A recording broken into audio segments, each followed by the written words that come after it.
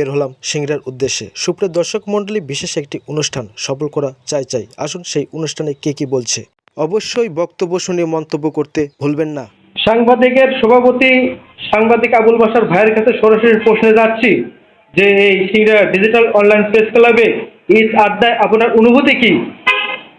আমার অনুভূতি বই প্রকাশ আজকে ঈদের 4 দিন চলছে। আপনারা আসছেন এই জন্য অনেক খুশি আছি, এত খুশি আছি যেটা বলার নয়। আপনাদের কি করব কি বলবো ভাষায় খুঁজে পাচ্ছি না। তবে আপনাদেরকে আমরা বসতে দেবো যতটুকু চেয়ার টেবিলে, তা আপনারা খুশি হবেন কিনা আমি জানি না। তবে আজকে আপনাদের আশায় আমরা অন্তরস্থল থেকে আপনাদেরকে প্রথমেই জানাচ্ছি প্রাণ ঢালা অভিনন্দন।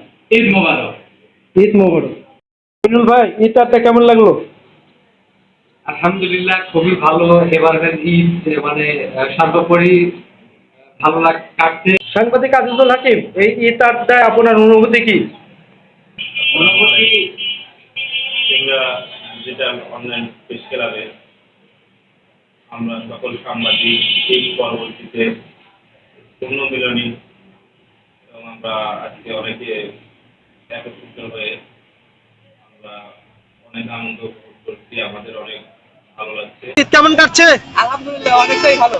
এই যে ঈদ উপলক্ষে যে সিংড়া আসলে প্রেস ক্লাবে আড্ডা দিতে, কেমন অনুভূতি তোমার? অনুভূতি তো খুবই ভালো।